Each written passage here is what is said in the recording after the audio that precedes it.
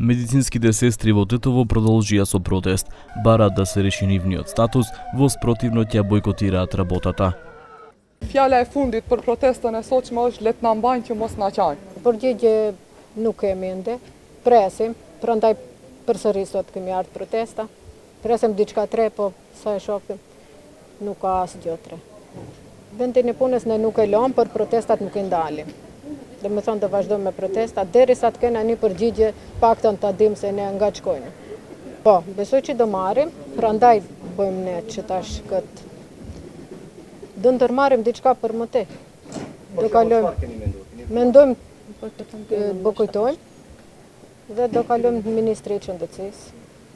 Derisa të shohim ndonjë zgjidhje për nga ana drejtorit apo nga ana e ministrit apo diçka tjetër. 3 vjet, a ka pesnime që të protestë? Besoj që ka. Dita e sotme, po. E vërteton. E vërteton se.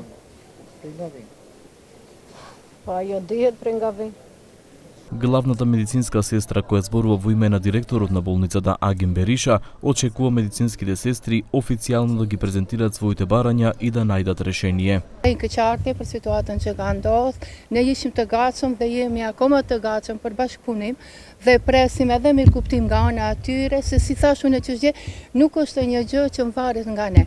Kjo situatë është jo vetëm në Tetov, por në mbar Maqedoninë, në mbar shtetit dhe presim një zgjidhje të përhershme, jo afatshkurt. Le ta formojnë një grup pune, le ti parashtrojnë kërkesat, edhe pse e dim, po ndryshe është kur është me shkrim, edhe ta adresojnë ke drejtoria edhe ke ministria. Besoj se do realizohet. 140 медицински сестри се ангажирани подолго време во Тетовската болница, но без решенија.